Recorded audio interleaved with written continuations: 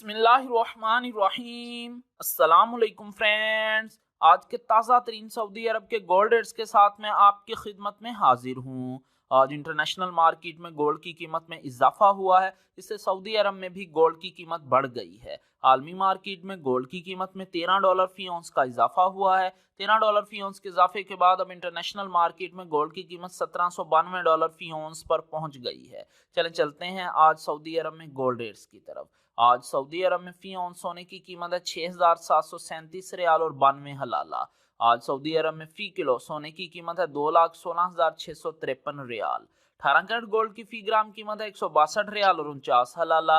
18 carat gold की फी 10 ग्राम कीमत है 1,624 रियाल और 90 हलाला। 18 कैरेट गोल्ड की फी तोला कीमत है 1,895 रियाल और 28 हलाला। 21 कैरेट गोल्ड की फी ग्राम कीमत है 189 रियाल और 61 हलाला। 21 कैरेट गोल्ड की फी 10 ग्राम कीमत है 1,896 रियाल और 10 हलाला। 21 कैरेट गोल्ड की फी तोला कीमत है 2,211 रियाल और 16 हलाला। 22 कैरेट गोल्ड की फी ग्राम कीमत है 198 रियाल और 58 हलाला।